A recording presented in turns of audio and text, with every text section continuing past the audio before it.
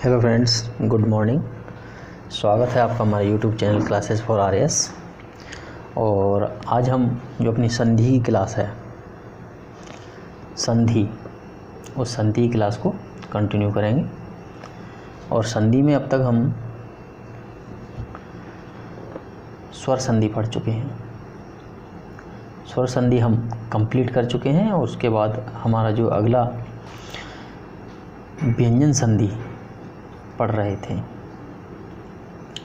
व्यंजन संधि पढ़ रहे थे। और व्यंजन संधि में हम नियम नंबर 1 और नियम 2 ये हम पढ़ चुके थे। नियम नंबर 1 हमने देखा था, इसमें 1 का 3 नियम निकाला था हमने, और जो नियम नंबर 2 था उसमें हमने 1 का 5 नियम निकाला था। अब हम आगे चलते हैं, अपना नियम नंबर 3 कंटिन्यू करते हैं व्यंजन संधि में।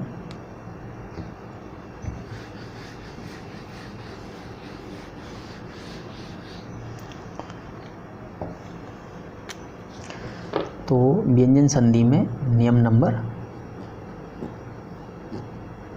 3, इसमें यह है कि अगर जो पहला शब्द होता है उस शब्द का जो अंतिम वर्ण होता है वो स्वर हो, और स्वर के बाद में छ आए तो छ से पहले चा जोड़ देते हैं, तो ये हो जाता है च छ।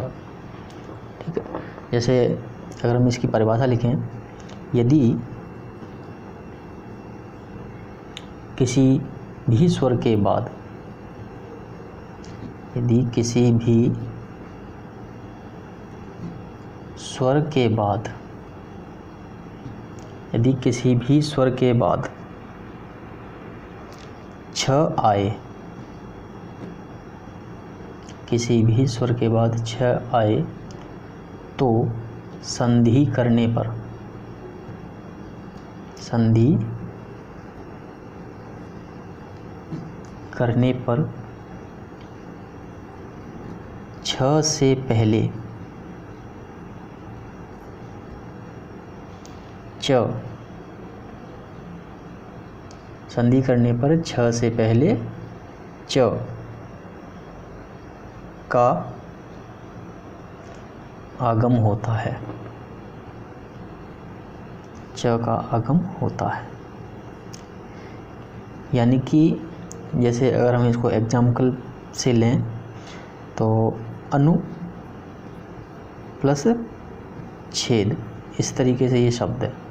तो इसका जब हम वर्ण विच्छेद करते हैं तो यहाँ पे न आता है और यहाँ पे उ आता है। ठीक है, तो यहाँ पे जो अंतिम वर्ण है क्या है? स्वर है। ठीक है, यही कह रहा है किसी भी स्वर के बाद में, अब ये स्वर आ गया और प्लस यहाँ पे ये है छ, क्या आ जाए?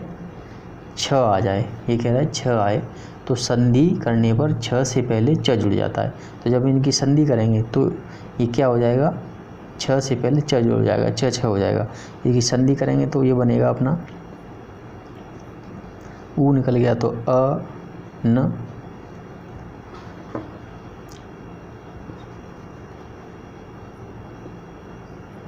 अनु छेद, क्या हो जाएगा? अनुच्छेद। इसमें ये लिखा है कि यदि किसी भी स्वर के बाद, यानी कि इस स्वर के बाद में छ आए, छ आ गया तो संधि के अपने च से पहले छ जुड़ जाएगा। यानी कि इसमें किसी प्रकार का कोई परिवर्तन नहीं होगा, केवल छ से पहले क्या जुड़ेगा? च जुड़ेगा। तो छ से पहले च जुड़ जाएगा तो अनु प्लस छेद है, तो अनु प्लस छेद है तो छ से पहले च जुड़ जाएगा तो अनुच्छेद हो जाएगा। ठीक है, आई समझ में? यानी कहने का मतलब ये है, कोई भी शब्द है, ये शब्द है और इसका जो अंतिम वर्ड है स्वर हो, यानी किसी भी प्रकार का कोई भी स्वर आए और स्वर के बाद में अगर छ आता है तो छ से पहले च जोड़ देते हैं हम। जैसे अनु प्लस छेद है, यहाँ पे उ है और यहाँ पे च है, तो छ से पहले हम च जोड़ देंगे तो ये हो जाएगा अनुच्छेद। तो इसके और अगले एग्जाम्पल लेते हैं हम इसके।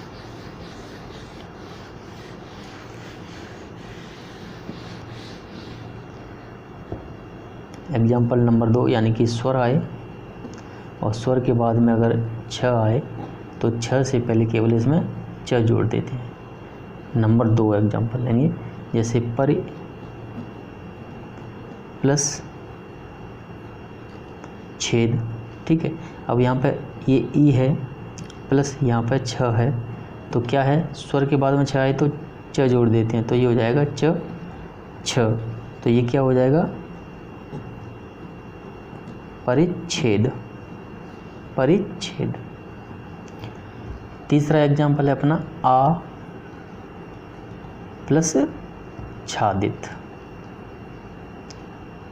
आ प्लस छादित, यहाँ पे स्वर है और स्वर के बाद में अगर छ आ रहा है तो क्या जोड़ देंगे, छ से पहले चा जोड़ देते हैं, तो ये हो जाएगा आ प्लस आच्छादित। आच्छादित। ठीक है। चौथा जो अपना एग्जाम्पल है वो है तरु प्लस छाया। तरु प्लस छाया, यहाँ पे ऊ है प्लस यहाँ पे छ है, तो यहाँ पे छ से पहले च जोड़ देंगे, तो ये हो जाएगा तरुच्छाया। तरुच्छाया। पांचवा एग्जाम्पल है अपना मात्र प्लस छाया। यहाँ पे स्वर है री और प्लस यहाँ पे है छ।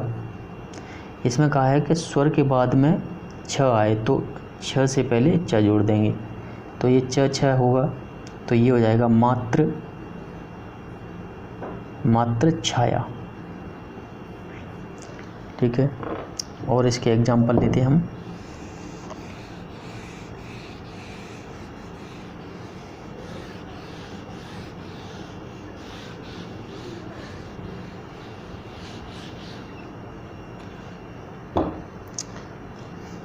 छठवा एग्जाम्पल हम यहाँ पे लेते हैं, जैसे प्रति प्लस छवि।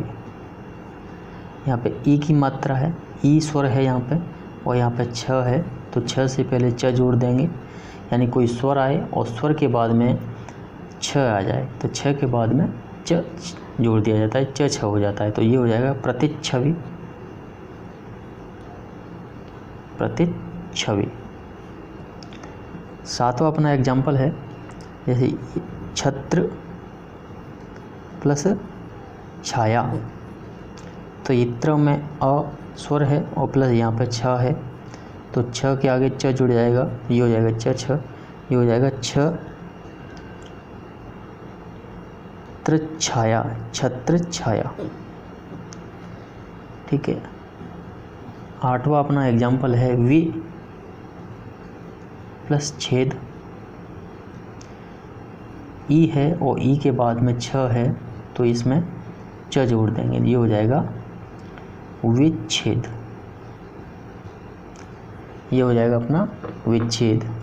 तो इस तरीके से ये अपना नियम नंबर 3 कंप्लीट होता है, और इसके बाद में हम अपना अगला नियम लेते हैं, वो होगा अपना नियम नंबर 4।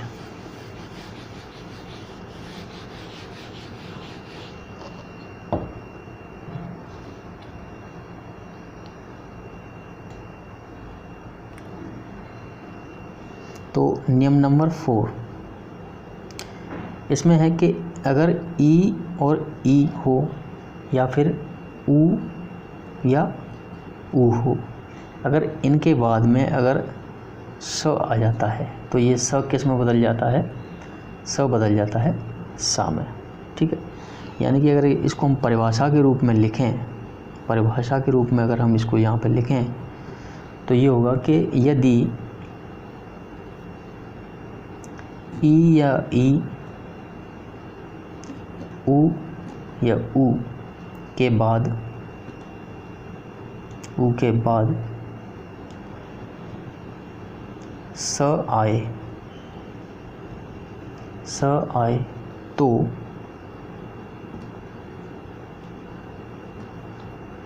संधि करने पर, संधि करने पर क्या हो जाएगा, स हो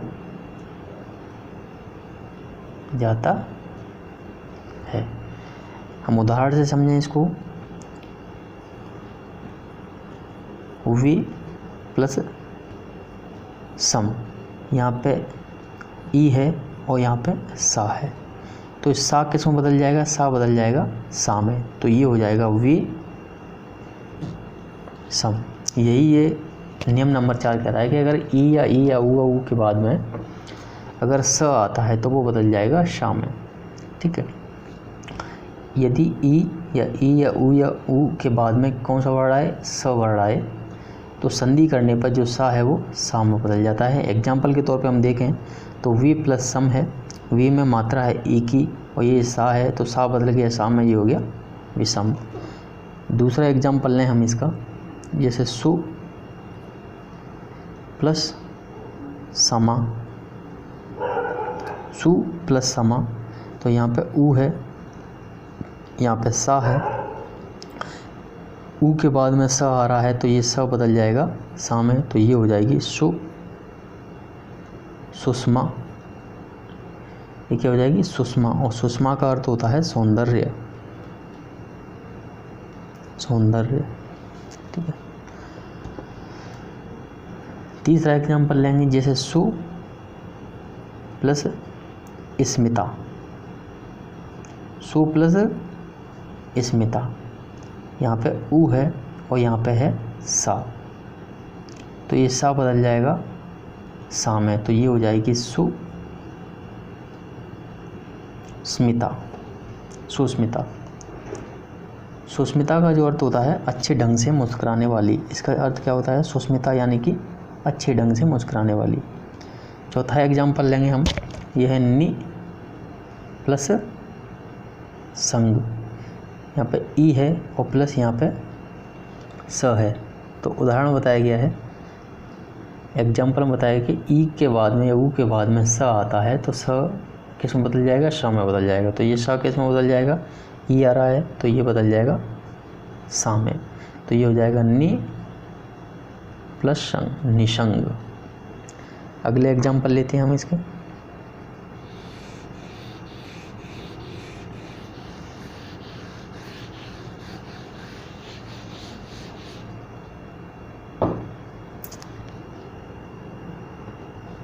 पांचवा एग्जाम्पल है अपना, जैसे हम लेंगे सुसुप्त, ये शब्द है सुसुप्त। अब इसमें सा है तो हम इसको करें सु प्लस सुप्त, हम इसमें देख लेंगे कि यहाँ पे ऊ है, ठीक है, और यहाँ पे सा है, यानी ई या ऊ के बाद में स आता है तो स किस में बदल गया, स में बदल गया, तो ये क्या हो गया, स सुसुप्त, क्या हो गया, सुसुप्त। छठवां एग्जाम्पल लेंगे, जैसे शब्द है अभी प्लस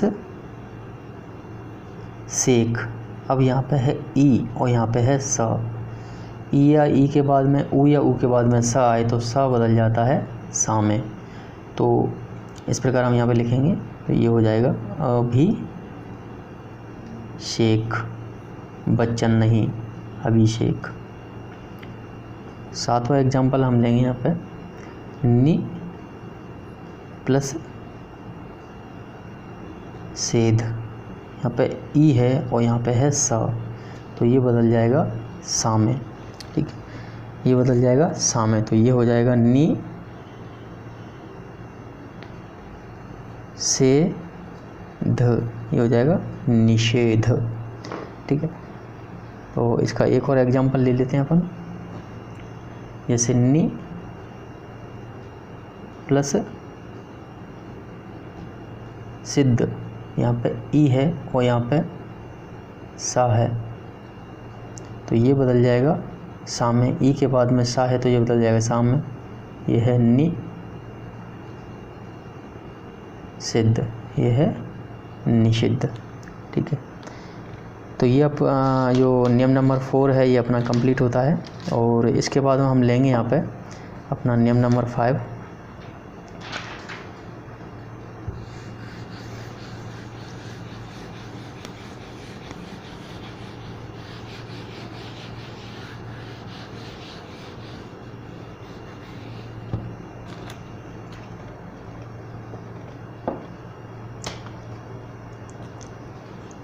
तो जो नियम नंबर 5 है इसको हम बोलते हैं मकार की संधि। इसको नाम दिया है मकार की संधि। मकार की संधि का क्या अर्थ है ये हम देखेंगे। यानी कि पहले हम इसको परिभाषा में लिख लें, उसके बाद हम इसको समझेंगे कि यदि किसी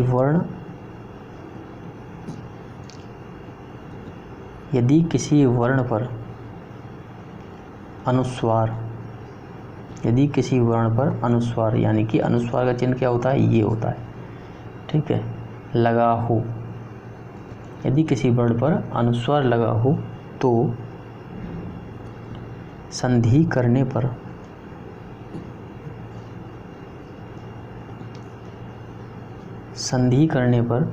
अनुस्वार, यानी ये जो अनुस्वार है किस में बदल जाएगा, म में बदल जाता है, म में बदल जाता है, ठीक है। तो यही अनुस्वार ये मकार की संधि कहती है कि ये जो अनुस्वार है वो बदल जाएगा म में, और म से बना मकार, यानी कि मकार की संधि, माँ की संधि। तो इसका एग्जाम्पल लेते हैं, जैसे एग्जाम्पल से समझें हम इसको। तो जैसे शब्द है शंकर, ठीक है। तो हमने पढ़ा है कि किसी वर्ड पर क्या लगा हो, अनुस्वार लगा हो, ये अनुस्वार लगा है, तो उसका संधि विच्छेद करेंगे तो ये हो जाएगा सम प्लस कर, क्या हो जाएगा, सम प्लस कर। अगर इसको हम जोड़ेंगे तो यहाँ पे माँ है अलंत के साथ, तो हम इसको देख लेंगे, ये है हो जाएगा शंकर। इसी तरह एग्जाम्पल नंबर 2, जैसे शब्द है अलंकार, तो अनुस्वार लग रहा है इसके ऊपर, तो यही है किसी वर्ड के ऊपर अनुस्वार लगा हो, अनुस्वार कहीं भी आपको दिख जाए और आपको उसकी संधि विच्छेद करना है, तो आप आंखें बंद करके उसके माँ लगा दीजिए, ये हो गई आपकी संधि विच्छेद, ठीक है। तीसरा एग्जाम्पल है आपका संजय, तो अनुस्वार लग रहा है सम प्लस जय, ठीक है। चौथा एग्जाम्पल शब्द है धनंजय, तो ये हो जाएगा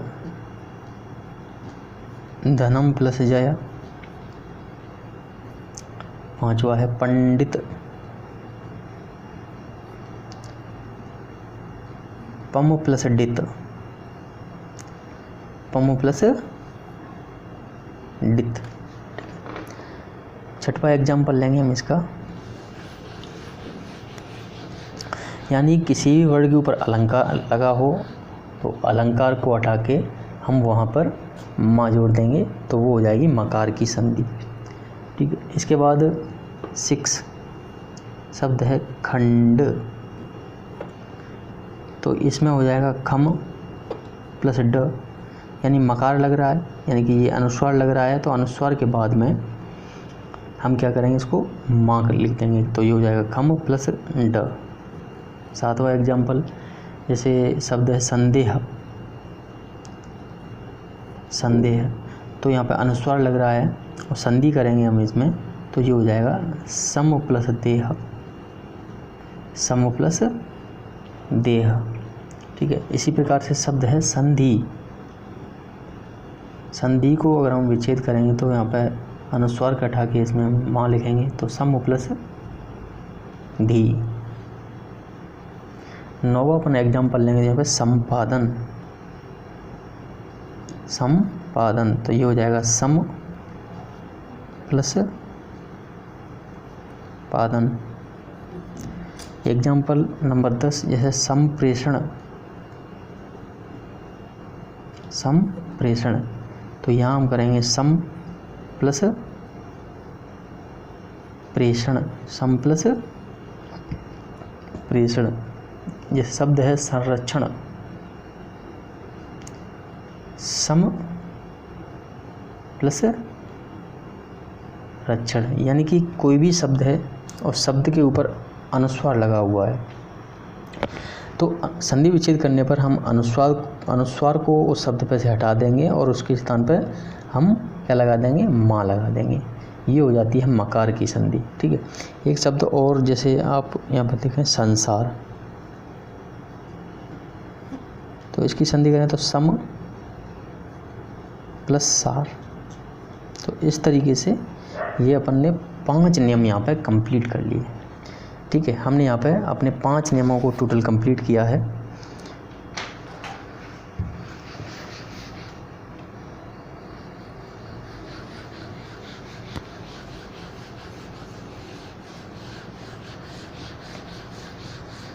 तो आज का हमारा जो लेक्चर है वो यहीं पे समाप्त होता है, हमारी जो क्लास है यहीं पे समाप्त होती है। और आप सभी दोस्तों से निवेदन है कि हमारे चैनल को लाइक ज़रूर करें और उसके बाद में सब्सक्राइब करें। अगर आपको अच्छा लगता है तो कमेंट करें और उसको अपने दोस्तों के साथ में शेयर करना ना भूलें। ठीक है फ्रेंड्स, जय हिंद, जय भारत।